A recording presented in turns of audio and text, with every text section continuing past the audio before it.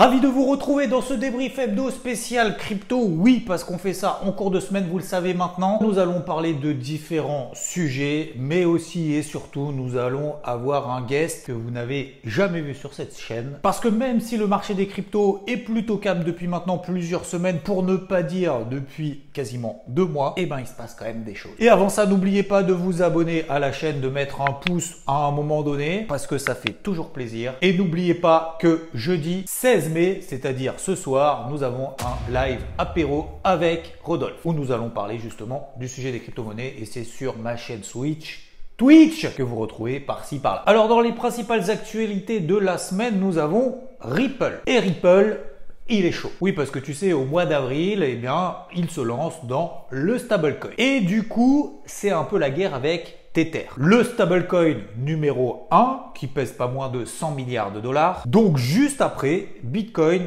et Ethereum en termes de valorisation. Eh bien son CEO, le CEO de Ripple, a tout simplement déclaré qu'il était certain que le gouvernement américain allait s'en prendre à Tether. Ce qui pourrait avoir une conséquence terrible sur le marché des crypto-monnaies. Terrible, vends vite, tout va s'écrouler. Et disons que la réplique a été quelque peu...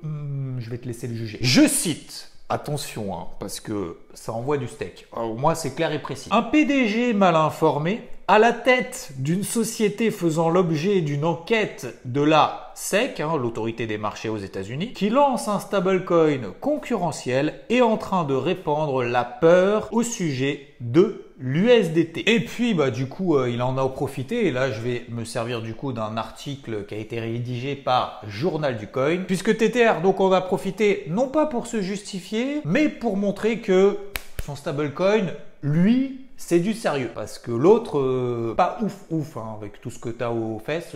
Explication. USDT, donc Tether, respecte les listes noires de l'Office of Foreign Assets Control et de la Specially Designated Nationals and Block Person List. Donc déjà, on est dans le respect des règles. Nous, commence déjà à balayer devant ta porte, comme on dit. Il a également travaillé avec le FBI ainsi que les services secrets américains. Ce qui a permis quand même le gel de plus de 693 millions de dollars dans le cadre d'actions en justice aux États-Unis. Tether a également collaboré avec 124 organismes d'État à travers plus de 40 pays. Et tout ça, donc, en tant que numéro 3 du marché des crypto-monnaies, qui lui a permis d'ailleurs au passage d'emmagasiner en termes de profit 4 milliards et demi de dollars, d'après son dernier bilan. Sinon, parlons quand même de news positifs et de développement, on a Coinbase qui a obtenu une licence au Canada. Ça devient donc la plus grande plateforme crypto enregistrée là-bas. OKX également développe son évolution mondiale en lançant sa plateforme d'échange en Australie. Et enfin, on a eu quand même cette semaine un chiffre macroéconomique,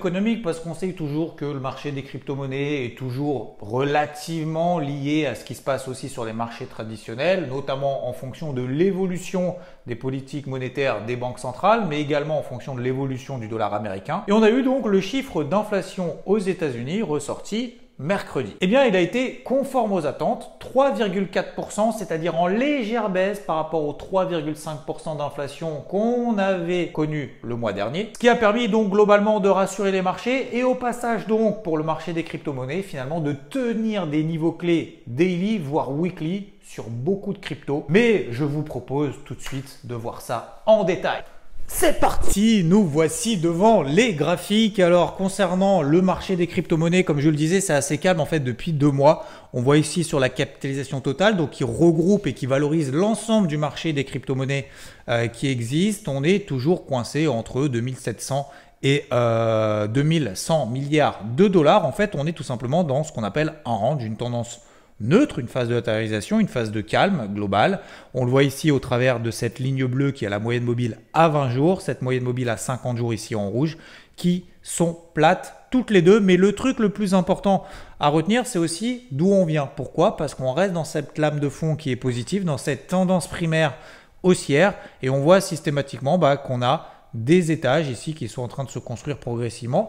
Donc finalement, ce qui est en train de se passer, c'est un mal pour un bien. C'est vrai que je dis souvent, on a cette impatience et cette volonté justement de voir le marché aller tout le temps to the moon. Et bien finalement, ce n'est pas le cas. Mais Du coup, la hausse est quand même beaucoup plus construite.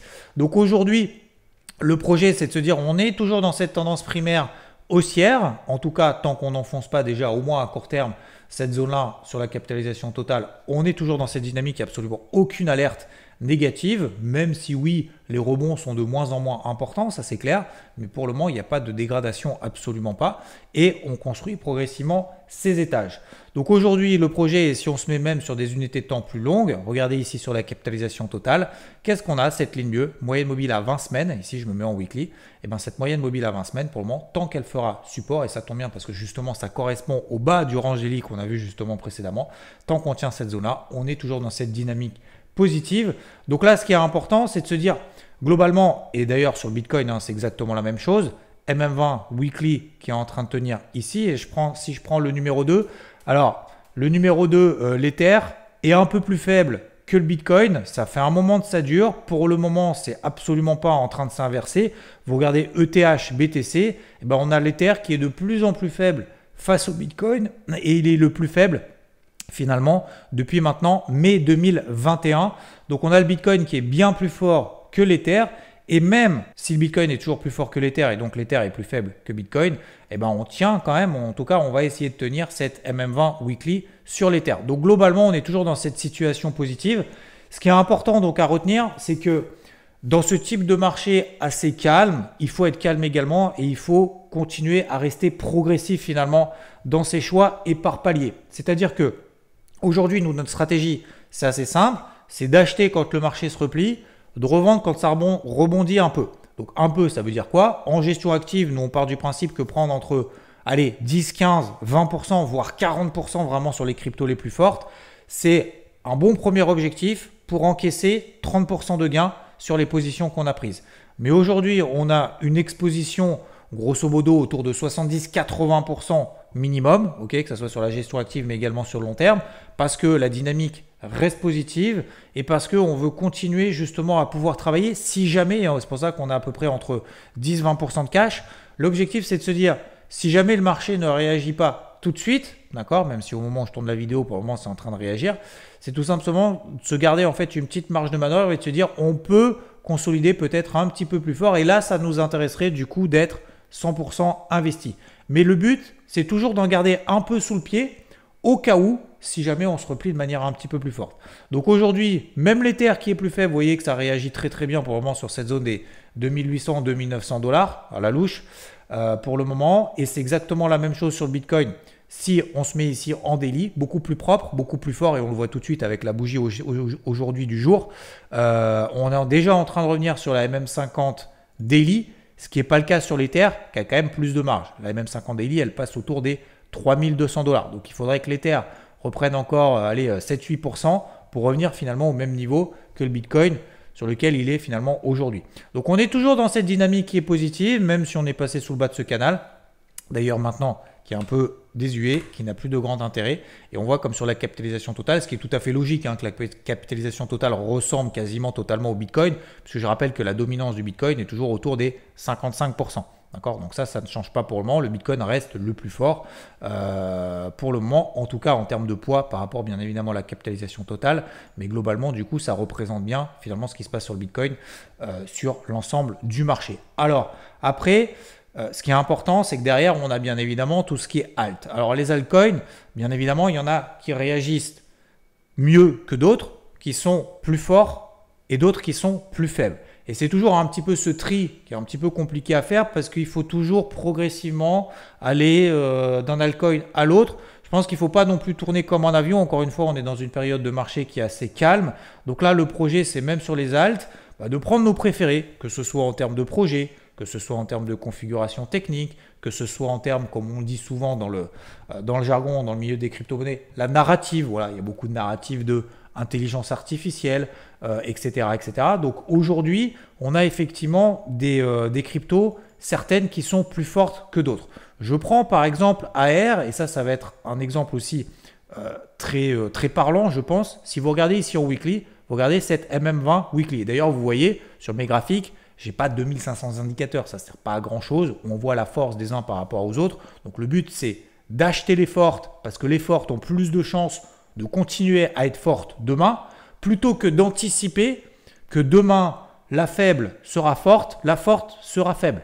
Oui, ça arrive. Oui, il y a des fortes qui deviennent faibles. Oui, il y a des faibles qui deviennent fortes. Mais au jour le jour, il vaut mieux acheter ce qui monte, d'accord, et un peu moins privilégier notamment ce qui baisse. Pour autant, ça ne veut pas dire qu'on sera forcément que sur des trucs qui montent. Attention, et ce n'est pas le cas. D'ailleurs, je vais vous en parler bien évidemment de 2-3 cryptos également que j'ai en portefeuille.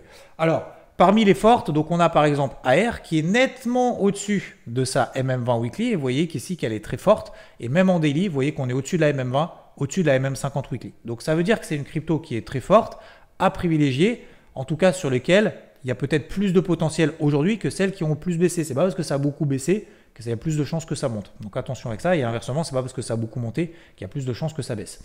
Donc aujourd'hui, AR fait par exemple partie des fortes. On a une autre crypto, par exemple aussi, qu'affectionne particulièrement et sur lequel il est particulièrement aussi positionné, Rodolphe, c'est MM20, MM50. On est au-dessus, c'est RNDR. Donc là, vous voyez ici qu'on a un gros range et on est quand même très loin de la borne basse de ce range. Donc ça montre que c'est une crypto qui reste très très forte. Et c'est vrai que c'est assez étonnant de voir la psychologie, et c'est ce que je disais aussi sur BFM mardi, c'est que à chaque fois, dès qu'il y a une crypto forte qui perd, comme par exemple RNDR, qui perd 10%, c'est un peu panique générale. On se dit, ouh là là, qu'est-ce qui se passe sur RNDR, ça perd 10%, etc. Les gars, prenez un petit peu de recul, calmos, regardez. J'enlève même la bougie verte ici que j'ai aujourd'hui. Vous prenez ça. On est en fait pile poil au milieu du range. Elle reste une crypto forte. Donc ça ne sert à rien de paniquer quand on perd 10%.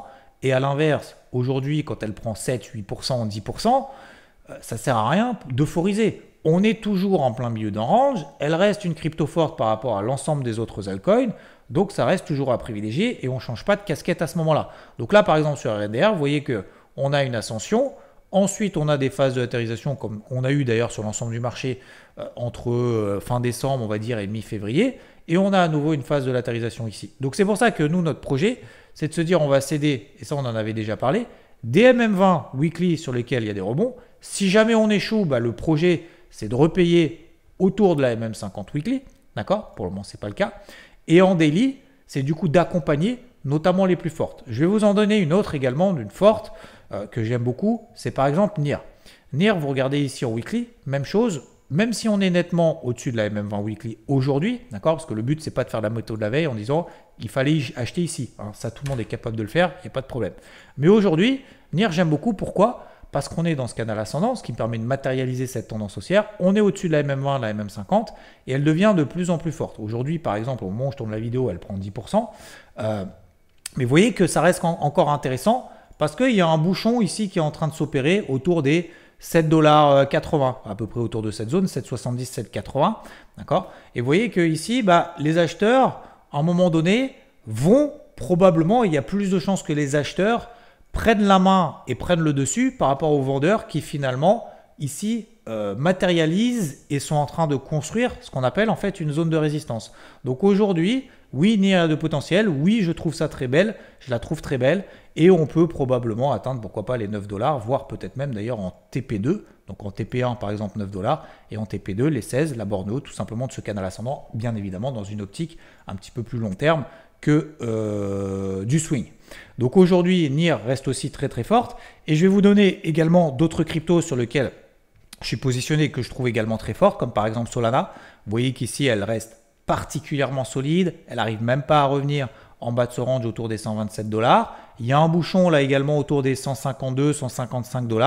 La MM50 daily qui passe au-dessus de la tête. Donc si on arrive à passer ce cap-là, on devrait avoir une petite propulsion derrière, un pic de volatilité. Après, attention, je ne suis pas non plus que sur des fortes. Par exemple, STX sur lequel je suis positionné, c'est une crypto qui reste très très forte. Vous regardez ici en weekly, on est en train de s'installer sous la MM20 weekly. Donc c'est pour ça que là, j'ai du cash encore à disposition pour avoir une épuisette, donc pour essayer de ramasser si jamais on a une correction un petit peu plus profonde qui tourne autour des 1,60, 1,55 $. Donc là, on est sur une crypto qui n'est pas forte en ce moment, qui a été très très forte entre le mois d'octobre et le mois de mars. Aujourd'hui, c'est plus le cas, mais il faut quand même aussi être patient dans ce type de marché. Il y a une autre crypto, par exemple, aussi que j'aime beaucoup parce qu'elle est très très propre techniquement, c'est ICP. Alors ICP, c'est assez simple. On a ici un bas de range, dès qu'on revient sur ce pas de range, hop, je paye, je ressors. Ici, par exemple, pendant la descente, alors, je n'ai pas payé uniquement le point bas puisque je divise et je vous invite peut-être à réfléchir aussi à ce type, je ne suis pas là pour faire du conseil ou quoi que ce soit, mais je vous invite à réfléchir à ce type de stratégie, c'est de diviser en fait nos zones d'intervention en plusieurs niveaux. C'est-à-dire qu'on ne va pas rentrer 100% de la crypto qu'on veut tout de suite maintenant en se disant hop, je mets tout maintenant et puis après on verra bien si ça monte, si ça baisse. Pourquoi? Parce qu'en fait le marché peut aller effectivement un petit peu plus bas que ce qu'on imaginait sur un prochain niveau. Donc par exemple sur ICP, qui était une crypto très très forte et qui l'a été d'ailleurs jusqu'à la fin du mois de mars, vous regardez ici, crypto très très forte, je me suis dit, si jamais on a un repli, vu que c'est une crypto très très forte, elle risque de ne pas aller en bas de son range. Donc qu'est-ce que je fais? Je divise en deux mon entrée. Une première entrée sur les 14, une deuxième autour des 11. 11-10 exactement. Qu'est-ce qui s'est passé? En fait, elle a complètement traversé en fait, ma zone d'intervention. J'ai été exécuté, je suis content. Et on a fait ma deuxième épuisette. Donc qu'est-ce qui s'est passé ensuite par rapport à ma deuxième épuisette? Le marché a repris 40%. Et c'est là que j'ai allégé 30% de l'ensemble de mon exposition. Donc du coup, ça me permet quoi? Si jamais ça rebaisse sur ce même niveau, je repaye. Et si ça monte direct, j'ai encore 70% de mon exposition. Donc dans tous les cas, ça me va. Je prépare systématiquement le coup d'avance et je fais ce qu'on appelle en fait des hypothèses de travail. Donc aujourd'hui, par exemple, ICP est revenu sur cette zone d'intervention, ici sur les 11,20, 11,10. Et du coup, maintenant, en fait, elle présente une configuration qui me semble relativement intéressante. Elle ne fait pas partie des cryptos les plus fortes aujourd'hui. Vous voyez qu'on est en dessous de la MM20 et de la MM50, mais ça reste une crypto qui reste très intéressante. Une autre également que j'aime beaucoup, c'est par exemple BNB, très très forte. Alors elle ne bouge plus quasiment, elle est complètement bloquée depuis 2 mois, mais ça montre aussi la force et la solidité aussi du marché, en tout cas sur cette crypto et sur BNB, parce qu'on voit qu'elle n'a même pas la capacité d'essayer au moins d'aller chercher le bas de ce range. Donc aujourd'hui, on a des cryptos qui sont forts, des cryptos qui sont faibles. Il faut y aller avec calme et progressivité, tout simplement parce que le marché est calme et progressif. Attention aussi, comme je le disais, à l'émotivité du jour. Ce n'est pas parce qu'une journée, le marché perd 10% sur une crypto que ça y est, c'est le début de la fin du monde. Prenez du recul, toujours sur des unités de temps longues, même si vous faites de la gestion active, même si vous faites donc ce qu'on appelle du court terme, il faut avoir toujours un petit peu ce regard, cette prise de recul, que de se mettre sur des unités de temps horaires et de se dire ouh là là là là là là, c'est en train de morfler sur les alts. Parce que je vois beaucoup de messages passer, il y a beaucoup de gens qui m'envoient des messages. J'avais fait un live d'ailleurs mardi sur Twitch. Il dit oh là là, qu'est-ce qui se passe sur les alts? C'est un carnage absolu. Non mais les gars, détendez-vous un petit peu. Oui, effectivement, c'est en train de baisser, mais n'oubliez pas les proportions aussi du marché. Je vais reprendre ici le Bitcoin, d'accord? Pour prendre le gros de chez gros. Donc les variations, bien évidemment, sur les alts peuvent être démultipliées. Le Bitcoin a pris 180% depuis le début du mois d'octobre. C'est normal que pendant 2 mois, ça consolide un petit peu. Mais perdre, quand le Bitcoin le fait 15%, 20%, alors qu'il en a pris 180 juste avant, pendant 5 mois, pendant 6 mois, ça semble quand même relativement raisonnable. Et c'est exactement la même chose en fait sur l'ensemble des alts. Comme j'ai eu quelques messages effectivement aussi là-dessus, comme par exemple RNDR, elle perd 10%.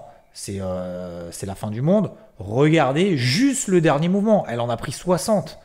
Et quand bien même elle perd 10%, elle en prend encore 40. Vous voyez ce que je veux dire? Donc il faut prendre un petit peu de recul là. Et enfin, la dernière chose, c'est qu'aujourd'hui, vu que le marché est calme, on peut essayer de dynamiser un peu son portefeuille en faisant donc, ce qu'on appelle de la gestion active. Dès que ça rebondit de 10, 15, 20% si on est les plus fortes, on réallège un petit peu. On garde son long terme pour le moment parce que la dynamique reste particulièrement positive. Si je regarde ici en weekly, tout va bien. Capitalisation totale 3, donc si on exclut Bitcoin, Ethereum, tout va bien également. On est toujours dans une dynamique qui est positive. Même si effectivement c'est très très calme et c'est de plus en plus calme depuis 1 mois, ça n'a quasiment pas bougé. Vous voyez qu'en fait en faisant cette prise de recul ici en weekly et en daily, on voit que finalement on est toujours dans des zones un peu d'opportunité à court terme. Même si on se garde toujours un petit peu de marge de manœuvre au cas où si ça va un petit peu plus bas, ce qui nous permettrait du coup d'optimiser nos prix d'entrée. Voilà pour ce point très rapide et je l'espère complet. On passe de l'autre côté en fait tout de suite. Mais c'est pas tout, on a eu aussi cette semaine le coin CTA Cross the Ages, ça y est, qui cote sur les principales plateformes et ce depuis ce mercredi 15 mai. Tiens, mais au fait, peut-être que vous ne connaissez pas Cross the Ages. Eh bien aujourd'hui, j'ai l'honneur et le plaisir d'accueillir Samy, le fondateur de Cross the Ages, qui va nous expliquer d'où il vient, pourquoi il a lancé ça aujourd'hui. Parce que oui, qui de mieux que pour avoir toutes les cartes en main que d'accueillir Samy. Salut les gars, j'espère que vous allez bien. Je me présente, je m'appelle Shlagoussani, je suis un geek, un fan de cartes de jeux à collectionner. J'adore tout ce qui est collectible. Je fais ça depuis que je suis petit, depuis que j'ai 9 ans. J'ai 39 ans aujourd'hui. Je suis à la tête d'une boîte qui s'appelle Cross the Ages. Ça fait 4 ans maintenant que j'ai lancé ce projet qui n'est même plus un projet maintenant, c'est un monde, c'est un univers, c'est une IP. C'est assez fou de se dire qu'on est parti d'une feuille blanche avec mon associé Richard et qu'aujourd'hui, on a sorti donc des romans, on a sorti donc des animés, on a sorti donc un premier jeu vidéo qui est un jeu de cartes à collectionner, qui est un mix de jeux d'échecs, jeux de go, jeux de stratégie, avec pas mal de cartes qui vous permet en fait d'évoluer dans l'univers, dans l'écosystème. Et à côté de ça, ben là, on est en train de sortir un nouveau jeu, donc un action RPG, donc un vrai fan et un vrai geek aussi du jeu vidéo. J'ai passé ma vie en fait une partie de ma vie pendant 8-9 ans dans le cinéma, dans l'audiovisuel, à faire de la prod audiovisuelle, et 14 ans de ma vie à faire de la production de jeux vidéo où on a produit près de 50 jeux vidéo sur la Switch, PlayStation et Xbox. Donc ouais, un vrai geek, super content de pouvoir partager ce petit moment avec vous. Merci infiniment à mon copain Rodolphe de me donner cette opportunité de m'exprimer parce que j'aime bien parler. Et si j'avais une bonne tête, eh ben, j'aurais fait une vidéo. Mais là, avec la nuit blanche, c'est moyen. Et voilà, ben, je vous dis à très vite, les gars. Et je préfère préciser, cette vidéo n'est absolument pas sponsorisée. D'ailleurs, aucune des vidéos que je publie depuis des années, aucune n'a été sponsorisée depuis. C'est peut-être d'ailleurs une connerie, mais bon, parce que c'est un kiff de le faire, de partager avec des gens qui ont envie de partager. Voilà, si le projet vous intéresse, n'hésitez pas à le dire en commentaire et peut-être que régulièrement, on accueillera du coup Samy pour nous expliquer un petit peu les évolutions de tout le projet. On fera peut-être tout ça avec également d'autres personnes et ça c'est vraiment cool. J'ai vraiment envie de faire tout péter sur cette chaîne, de faire des trucs de ouf, de partager, encore de kiffer et de mettre plein d'intervenants et tout. Putain, ça serait vraiment trop bien. En conclusion, vous l'avez compris, donc pour le moment sur le marché des cryptos, c'est assez calme, mais les supports tiennent, donc ça c'est cool, notamment pour toute la partie gestion active. Ça serait pas mal qu'il y ait un petit peu plus de volatilité pour animer tout ça. On garde le cap, force et honneur à toutes et à tous. Merci pour votre soutien encore une fois. Si vous mettez un pouce, c'est cool. On se retrouve bien évidemment très vite et notamment tous les dimanches pour le débrief hebdo, notamment des marchés traditionnels où là aussi on fera une petite actualisation de ce qui s'est passé depuis sur le marché des cryptos. Je vous dis à très vite. Ciao!